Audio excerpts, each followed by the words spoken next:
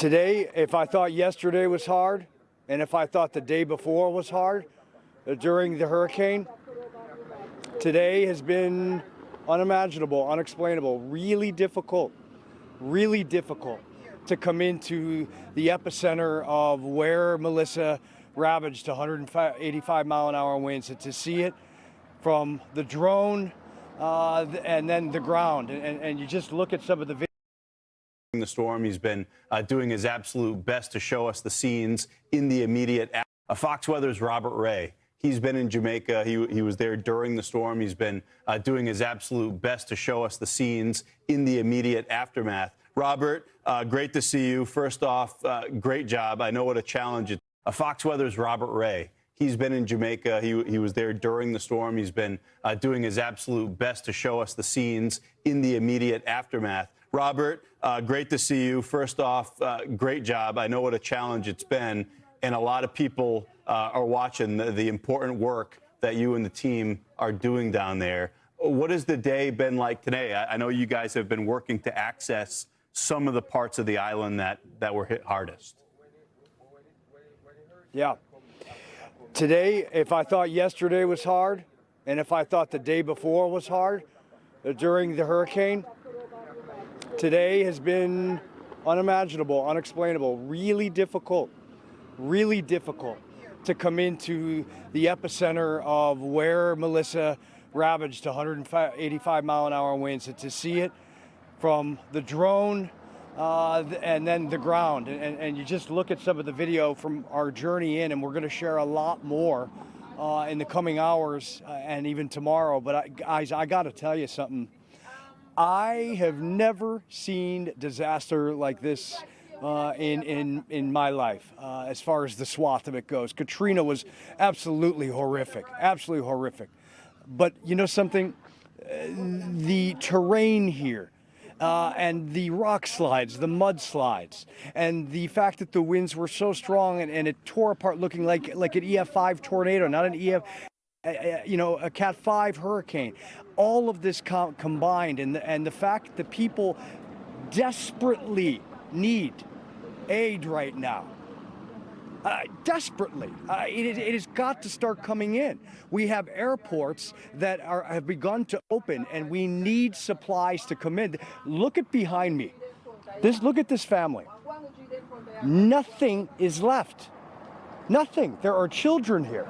There are mothers. There are fathers. And let's talk to them. The roadway in here, the hours it took to get in.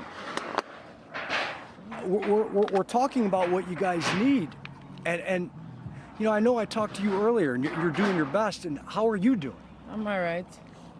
We need back with shelter because me and my 5 kids are here, and you know, no bed if you see, no house, everything gone. And it was impossible to get out of here and in here. We barely made it in. It's just been remarkable. How are you? Fine. You're holding up okay, right? And that's all you got to do, right? There'll be better days ahead for you, right? I'm just looking ahead towards back to shelter. Me and my 5 kids and my grandbaby them. You and your 5 kids to a shelter. I'm gonna go talk to them, okay? I'm gonna go talk to these guys. Describe what you guys went through the other night. So very, very devastated. Very, very devastated. It was rough. Horse gone, food gone, clothes gone, everything gone. You? Yeah, it was an experience where we never expect. It was unexpected. It took us by surprise. And when it took us, the Almighty just know it's gonna work out this way. That is sent, it come in a day, not in the night. If it was in the night, we wouldn't survive. It is a miracle, guys. Thank you for talking to me both. Thank you for talking to me. And it is a miracle that anyone here has survived this as you go through. And we gave them the rest of our supplies. We were driving by, and we heard One of the people yelled, "We need water." We stopped. We gave them everything we had. It's all we can do. There's not convoys of aid trucks coming in here. There's not choppers landing. And I know that we understand that we hear that aid is making its way in. But chop. Come on, if we can get in here, so can government officials and anyone else. This is about humanity here. This is about life and death. There's a little girl here. There's elderly people. And so if anyone's watching in the government or you're an elected official, these people need help. And you look at the road of the convoy, all of this. Yes, sir, Robert Ray. We're here to get the word out. And that's what we will do.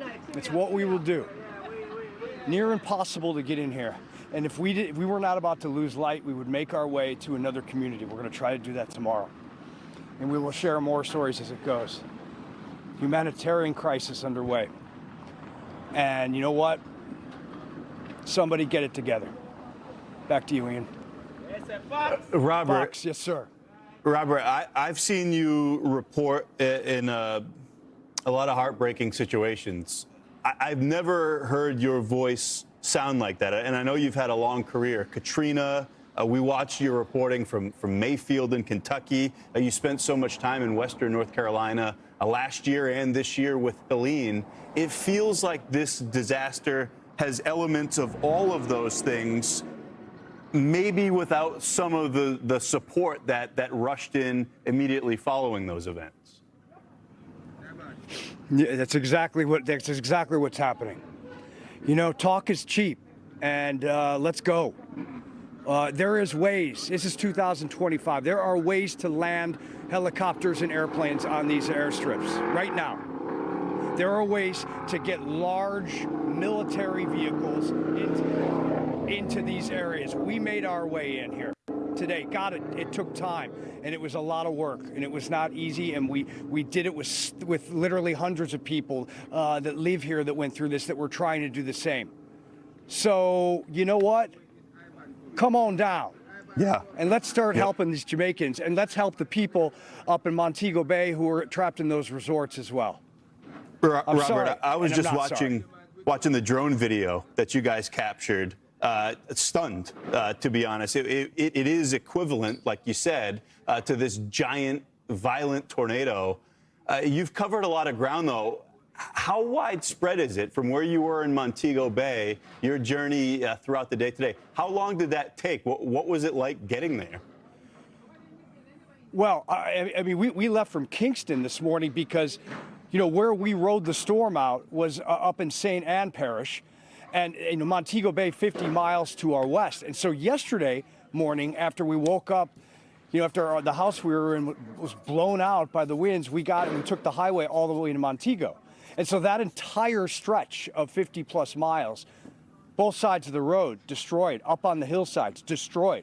Montego Bay in Catherine Hall neighborhood, over 800 homes. So many people actually who grew up there live in the United States now, full of mud, rushing water in, a devastating scene. And then we drove back down to Kingston last night and got into Kingston very, very late, almost ran out of gas, woke up this morning. And decided, let's go to the Southwest coast where Melissa came in. And to get through here into these communities, one community after the next in total ruin. And I said earlier, Ian, look, I'm going to send in about an 8-minute edited piece of all this video of the driving in. And I'll send in more drone video. But my message is, aid, get here. Get here now, because if you don't, people are going to die. D-I-E. Get that in your words. Yep. In your lexicon. Robert, before we let you go, did want to just pass along. We spoke with a United States Navy veteran of 20 years a little bit earlier this afternoon. She's from St. Anne Parish. She joined us from New York, but she was so concerned about her family, her friends there. She was watching your reporting, and she was thankful for that. She got in contact with her family. Everybody is good. Keep going, man. You're doing great work out there. Yeah. We'll check back in with you as we can. That's Fox Weather correspondent Robert Ray. Thank you.